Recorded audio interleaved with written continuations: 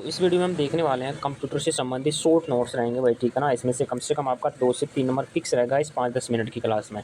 इसमें सभी दिया हुआ है, एप्लीकेशन सॉफ्टवेयर का उदाहरण भी है, सिस्टम सॉफ्टवेयर का उदाहरण भी है, और जो आपका इनपुट आउटपुट डिवाइस है उसका भी एग्जाम्पल है, सभी का क्लाउड स्टोरेज का एग्जाम्पल है, केस मेमोरी के बारे में जानकारी दी गई है, ठीक है ना। और भी बहुत कुछ है भाई, इसमें शॉर्टकट की दी हुई है इंपॉर्टेंट, ठीक है ना। अभी देख सकते हैं आप, देखना कितना क्वेश्चन है जो पटवारी में मिला था। इस 5-10 मिनट के नोट से देखना, मैं बताता हूँ वो भी आपको। देखो, सबसे पहले जो सॉफ्टवेयर होता है, सॉफ्टवेयर 2 प्रकार का होता है भाई। कौन-कौन सा? एप्लीकेशन सॉफ्टवेयर और सिस्टम सॉफ्टवेयर। सॉफ्टवेयर से क्वेश्चन पूछेगा पूछेगा कौन सा एप्लीकेशन सॉफ्टवेयर है और कौन सा सिस्टम सॉफ्टवेयर है, ठीक है ना। ऑप्शन दे देगा 4-4, और उनमें से कोई एक जो है होगा या नहीं होगा। क्वेश्चन किस प्रकार का पूछेगा आपसे, वो उस पे डिपेंड करेगा, ठीक है ना भाई। तो देखो, गूगल क्रोम हो गया एप्लीकेशन सॉफ्टवेयर का उदाहरण। एप्लीकेशन सॉफ्टवेयर ऐसे सॉफ्टवेयर होते हैं दोस्तों, जिनको यदि मान लो अपने मोबाइल के अंदर है और उनको हम डिलीट भी कर दें तो भी अपना मोबाइल बिंदास चलता रहे, ठीक है ना। ऐसे सॉफ्टवेयर जिनको हम डिलीट कर सकते हैं तो भी अपने मोबाइल पे कोई फ़र्क नहीं पड़ेगा, इंस्टॉल कर लेंगे तो भी अपने मोबाइल पे कोई फ़र्क नहीं पड़ेगा, उसको एप्लीकेशन सॉफ्टवेयर बोलेंगे। सिस्टम सॉफ्टवेयर क्या है? सिस्टम सॉफ्टवेयर का मतलब ऐसा सॉफ्टवेयर जिसके बिना आपका मोबाइल चलेगा नहीं भाई, ठीक है ना। ये मान लो, ये सीधा सा लॉजिक है, फंडा है, इसको समझ लो बस। गूगल क्रोम में देखो, यहाँ पे गूगल क्रोम कौन सा सॉफ्टवेयर है? एप्लीकेशन हो जाएगा। M S Word, M S Excel, web browser, Safari, AutoCAD, Canva, Spotify, Temple Run, Candy Crush, Saga, Salesforce, Asana. ये सभी के सभी जो है एप्लीकेशन सॉफ्टवेयर के एग्जाम्पल है। सिस्टम सॉफ्टवेयर के बारे में देख लो। Windows, Mac OS, Android device drive, firmware, iOS, BIOS, compiler, interpreter, assembler, Linux. अभी पटवार में पूछा गया, लिनक्स जो है किस प्रकार का सॉफ्टवेयर है? ओपन सोर्स प्रकार का सॉफ्टवेयर है, ठीक है ना भाई। पूछता है क्वेश्चन। डिवाइस ड्राइवर का थोड़ा काम दिया हुआ है यहाँ पे, देखो ऑपरेटिंग सिस्टम को हार्डवेयर से कनेक्ट करता है डिवाइस ड्राइवर। तो पूछ सकता है कि कौन सा सॉफ्टवेयर जो है ऑपरेटिंग सिस्टम को हार्डवेयर से कनेक्ट करने का काम करता है। 4 ऑप्शन दे देगा, डिवाइस ड्राइवर आपको याद रखना चाहिए। फर्मवेयर के बारे में जान लीजिए। कंप्यूटर के चालू होने पर, यहाँ पे चालने नहीं आएगा भाई, चालू होने पर सिस्टम के हार्डवेयर को इनिशियलाइज करता है और ऑपरेटिंग सिस्टम को लोड करने में मदद करता है, ठीक है ना भाई। फर्मवेयर का काम ये हो गया। बीआईओएस के बारे में देख लीजिए। ऑपरेटिंग सिस्टम को लोड करने, यहाँ पे लोड करने के लिए सही बूट डिवाइस का पता लगाता है, ठीक है ना। ऑपरेटिंग सिस्टम को लोड करने के लिए सही बूट डिवाइस कौन सा होगा उसका पता कौन लगाता है? बीआईओएस लगाता है। कंपाइलर काफ़ी इंपॉर्टेंट, पूरे प्रोग्राम को मशीन मशीन के कोड में अनुवादित करता है भाई, ठीक है ना। पूरे जो भी प्रोग्राम होते हैं उनको मशीन मशीन कोड में अनुवादित करता है। इंटरप्रेटर का काम क्या है? प्रोग्राम को लाइन दर लाइन अनुवादित और निष्पादित करता है। असेंबलर क्या है? असेंबली भाषा को मशीन कोड में बदलता है। इसके बाद लिनक्स देख ही लिया हमने, ओपन सोर्स प्रकार का सॉफ्टवेयर है। इसके बाद देखो आप क्लाउड स्टोरेज। अच्छा, यहाँ पे ये जो लिखा हुआ है, देखो इसके बारे में, एम एस एक्सेल को वर्कबुक के नाम से भी जाना जाता है। अच्छा देखो, इतनी सी जगह में एक तो क्वेश्चन है ना यहाँ पे, ये देखो ये मिल गया पटवार का अभी का। एक ये वाला क्वेश्चन इथरनेट कार्ड का नाम पूछा गया था पटवार में, तो देखो यहाँ पे मिल गया ये question, Ethernet network interface card, ठीक है ना भाई। ये क्वेश्चन पूछा गया था अभी पटवार में, ये क्वेश्चन पूछा गया था पटवार में। तो दो तो देखो इतने से में मिल गया, ठीक है ना। एम एस एक्सेल को वर्कबुक के नाम से भी जाना जाता है। देखो भाई, ये अलग अलग नाम है ना, जैसे इंटरनेट कार्ड, इंटरफेस कार्ड, ठीक है ना। और यहाँ पे एम एस एक्सेल को वर्कबुक के नाम से, ये अलग अलग नाम है ना, ये जरूर याद रखना चाहिए। इसके बाद देखो पटवारी में ये क्वेश्चन मिला। अच्छा देखो भाई, इतनी सी जगह में से 3 क्वेश्चन तो मिल चुका है पटवार का, एक और ये 2 और एक 3 क्वेश्चन मिल गया पटवार का, देख लो इतनी सी जगह में से। यहाँ पे जो है ना, ये पूरा दिया था भाई, पटवार में पूछा था कि कौन सा जो है गलत सुमेलित है, तो आप समझते हैं। सबसे देखो यहाँ पे सबसे छोटा जो है निब्बल, एक निब्बल में 4 बिट होता है भाई, ठीक है ना, नीचे नीचे वाला एक निब्बल में 4 बिट। अच्छा, एक बाइट में 8 बिट होता है। 1 केबी में 1024 बाइट होता है, हर कोई जानता होगा। 1 एमबी वाला भी आप इसको जानते ही हैं, 1024 केबी होता है। 1 जीबी में 1024 एमबी होता है, ये भी आप जानते हैं। एक टीबी में, टेराबाइट में 1024 गीगाबाइट होता है। एक पीटी में, मतलब पेटाबाइट में जो है 1024 टेराबाइट होता है। और एक निब्बल का हमने देख ही लिया, एक निब्बल बराबर 4 बिट, ठीक है भाई। ये था इसमें। अब इसके बारे में देखो, नीचे जो क्लाउड स्टोरेज और केस मेमोरी वगैरह है हार्डवेयर के बारे में, ठीक है ना, वो देखते हैं। तो देखिए इसमें यहाँ पे लिखा हुआ है हार्डवेयर के बारे में। अच्छा, हार्डवेयर में क्या क्या आते हैं भाई? इनपुट डिवाइस आ जाती है, आउटपुट डिवाइस आ जाती है, स्टोरेज आ जाती है, प्रोसेसिंग डिवाइस आ जाती है। अच्छा, इनपुट और आउटपुट को मैंने बहुत ही बेहतरीन तरीके से ट्रिक से याद करवाया, आप डिस्क्रिप्शन में देख सकते हैं, मैं उसका लिंक दे दूँगा, ठीक है ना भाई। काफ़ी शानदार ट्रिक है, लॉजिक से याद करवाया, कोई ऐसा वैसा ट्रिक नहीं बनाया कि इस ट्रिक को याद कर लो और याद करते रहो, ठीक है ना भाई। बस लॉजिक से, जैसे आप सामने वर्ड आएगा पता चल जाएगा फटाक से कि ये कौन सी जो है डिवाइस है। जैसे की का मतलब क्या होता है, चाबी। चाबी किसके अंदर लगती है, ताले के अंदर लगती है, मतलब अंदर लगती है ना, तो ये कौन सी डिवाइस हो जाएगी, इनका मतलब भी तो क्या होता है, अंदर। माउस, माउस यानी चूहा, चूहा किसके अंदर रहता है, बिल के अंदर।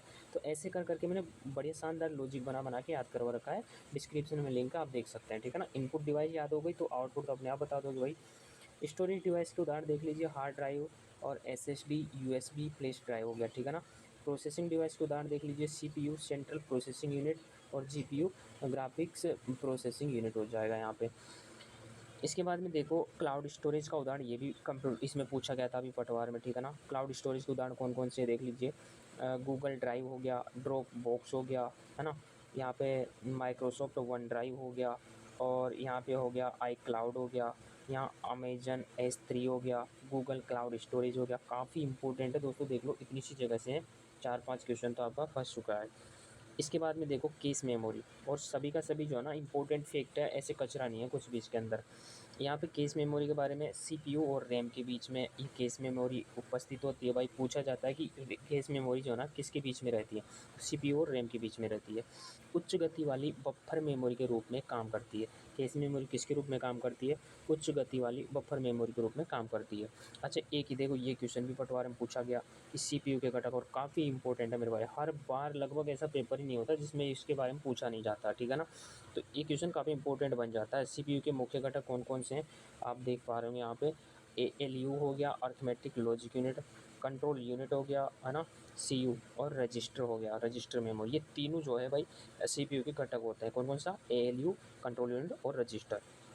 तो काफ़ी इंपॉर्टेंट है दोस्तों, याद रखना चाहिए। अब इसके बाद में हम देखते हैं इंपॉर्टेंट शॉर्ट की के बारे में, ठीक है ना भाई। देखो यहाँ से ही आपका मैक्सिमम क्वेश्चन मिलेगा भाई, है ना, यहाँ से बहुत ज़्यादा क्वेश्चन पूछता है, और सभी का सभी काफ़ी इंपॉर्टेंट है, काफ़ी काफ़ी काफ़ी ज़्यादा भाई। इसके बाद में आप शॉर्टकट की देखिए, वही शॉर्टकट की है जो सबसे ज़्यादा पूछी जाती है, सबसे इंपॉर्टेंट, ठीक है ना भाई। और अब आप इसमें देखेंगे यहाँ पे महत्वपूर्ण शॉर्टकट की, ठीक है ना। अब देखो मैं यहाँ पे बताऊँगा आपको कौन कौन सी शॉर्टकट की यहाँ से कंप्यूटर की आई है अभी पटवार में। शुद्ध वर्तनी जांच के लिए जो शॉर्टकट लिखी हुई है ना शुरुआत की, यही शॉर्टकट की जो है ना कंप्यूटर की सेकंड शिफ्ट में पूछा था, ये वाली, कि शुद्ध वर्तनी जांच के लिए कौन सी शॉर्टकट की का प्रयोग किया जाता है। इसके बाद हाइपर लिंक डालने या खोलने के लिए ये फर्स्ट शिफ्ट में पूछा गया था, हाइपर लिंक वाली, ठीक है ना भाई, कंप्यूटर के लिए। ये शॉर्टकट की काफ़ी ज़्यादा इंपॉर्टेंट है। अनडू की शॉर्टकट की है, क्या होती है भाई, कंट्रोल प्लस जेड, अनडू की कंट्रोल प्लस जेड, और रीडू करने के लिए कंट्रोल प्लस वाई हो जाएगी। फाइल का नाम अगर आपको बदलना है तो F2, जो फंक्शन कीज होती है ना, फंक्शन कीज की संख्या कितनी होती है, फंक्शन कीज की 12, जिनके ऊपर नंबर लिखा रहता है, ठीक है ना भाई। वो पेज को रिफ्रेश करने के लिए F5 का प्रयोग करेंगे। सहायता मेन्यू या सहायता फंक्शन खोलने के लिए F1 का, है ना भाई। हेल्प मेन्यू के लिए शॉर्टकट की पूछी जाती है तो F1 बताना है। रिफ्रेश करने के लिए F5, फाइल का नाम बदलना है तो F2। इसके बाद में वर्तमान विंडो को अगर आपको बंद करना है तो उसके लिए अल्टर प्लस F4 का प्रयोग कर देंगे, ठीक है ना। सुपर स्क्रिप्ट और सब स्क्रिप्ट, ये क्या होता है भाई, जैसे मान लो कोई भी अक्षर हमने ऐसे लिख दिया, अब हम ऐसे लिखते हैं ना, कभी ऐसे ऊपर कभी ऐसे नीचे ऐसे लिख देते हैं ना, तो उसको बोलते हैं सुपर स्क्रिप्ट और सब स्क्रिप्ट भाई, ठीक है। तो देखो सुपर स्क्रिप्ट की शॉर्टकट की है कंट्रोल प्लस शिफ्ट प्लस, इसके साथ में देखो प्लस का साइन है ना भाई, ये वाला प्लस का साइन, कंट्रोल शिफ्ट और प्लस का साइन अगर आप दबाते हैं तो वो होती है सुपर स्क्रिप्ट की। और सब स्क्रिप्ट की मतलब क्या होती है भाई, शॉर्ट की, उसके साथ उसकी शॉर्टकट ये होती है कंट्रोल के साथ में आपको प्लस, कंट्रोल के साथ में आपको इक्वल दबाना है, ठीक है ना भाई।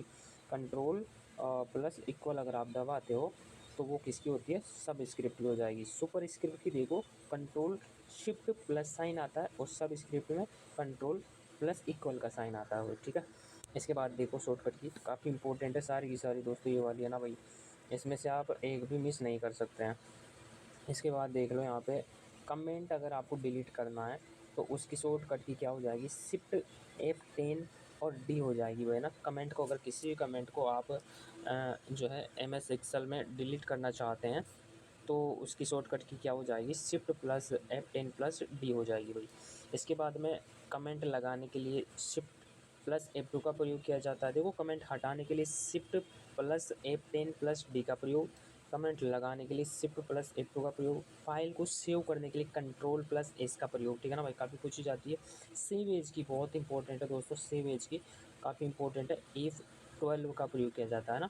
अगर आपको किसी फाइल को सेव करना है, सिर्फ सेव, तो control plus save A S का, ठीक है ना, कंट्रोल प्लस एस का, और अगर सेव एज करना है तो कंट्रोल+12 का प्रयोग। स्थायी रूप से अगर किसी फाइल को डिलीट करना है, देखो ये अभी एग्ज़ाम हुआ था ना, कौन सा रेलवे का एग्ज़ाम हुआ था अभी पिछली बार में, एनटीपीसी का, तो उसमें ट्रेंड ही बन गया था इसका, ठीक है ना। स्थायी रूप से डिलीट करने के लिए शिफ्ट+डिलीट का प्रयोग किया जाता है। तो ये था काफ़ी इंपॉर्टेंट, बहुत छोटा वीडियो, और आपको देखना 2 से 3 नंबर ना दिलाए तो पक्का कहना फिर मेरे भाई कमेंट में आके, ठीक है ना। काफ़ी बहुत ही ज़्यादा इंपॉर्टेंट है, मैं तो यही कहूँगा, इसको आपको ध्यान से देखना चाहिए। मिलते हैं हम अगली वीडियो में, तब तक के लिए धन्यवाद।